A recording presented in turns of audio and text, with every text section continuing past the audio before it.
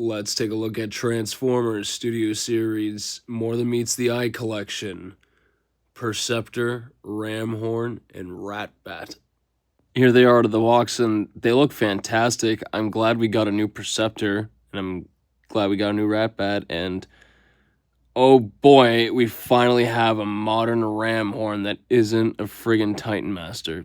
Let's start off with Ratbat. Now, he has an amazing color deco here. One thing I like is that he now has this new accessory on his back that gives him his radar dish thingies that he's always had.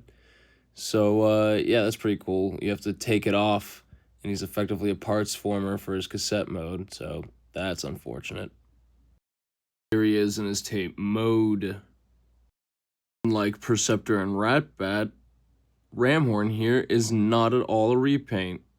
Now, I was really expecting him to come with another, like, Golden Fist speaker thing from Blaster, like the one that came with Steeljaw. I really thought that him and Steeljaw were gonna complete that together, but I guess it's up to Rewind now.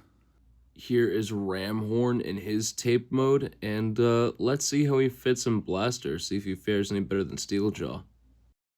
Not that bad. He slides right in and doesn't flex his chest, and he pops right out, no problem. So, you know, a huge, massive improvement over Steeljaw. We're going to keep Rewinding there, though, at least for now.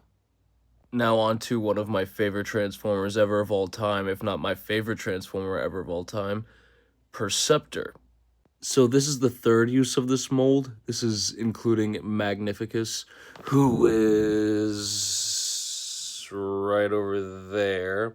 Anyway, a key difference between these two, other than just paint, is we no longer have clear plastic on the chest, and unfortunately we lose microscope functionality. However, we do gain something, and what we gain is a piece on the back here.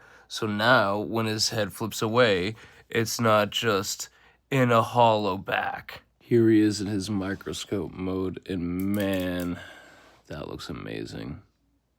Even though it's not in the instructions for some reason, probably because he never had this mode in animation, the toy still keeps the functionality of his, previous mold, repaint, whatever version of having his tertiary tank mode like the G1 toy had.